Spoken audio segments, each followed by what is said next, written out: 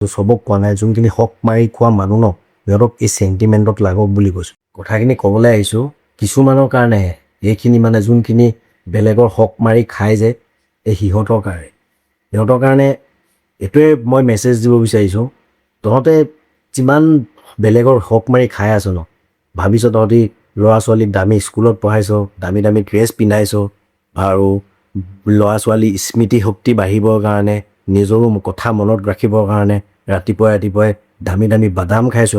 কিন্তু তহঁতি হক মাৰি খোৱাকেইটাই এটা কথা মনত থ'ব লাগে যে তহঁতি বাদাম খাই এইটো মনত নাই তহঁতৰ যে বেলেগৰ হক মাৰি খালে বাদামৰ ঠাইত যে এটা সময়ত বহুত মেডিচিন খাব লাগে, সেইটো মনত থ'ব লাগে। আৰু এটা কথা, তহঁতৰতো কিছুমানৰ হক মাৰি খোৱাকেইটাৰ বেমাৰ হ'লেও তো বেমাৰ ধৰাও নপৰে কি বেমাৰ। চ' সেইকাৰণে কৈছোঁ বেলেগৰ হক মাৰি খোৱা বাদ দে, আনৰ ভাল চিন্তা কৰ, আৰু লোকৰ লগত দালালি ফটুৱামি এইবোৰ কৰি লাভ নাই। লাষ্টত উল্টা মাধমাৰটো নিজৰ লগতে হয়, কাৰ্মা ক'তো নাযায়। ধন্যবাদ। যোনখিনিয়ে বুজি পাইছে সিহঁতে লাইক কমেণ্ট কৰিব।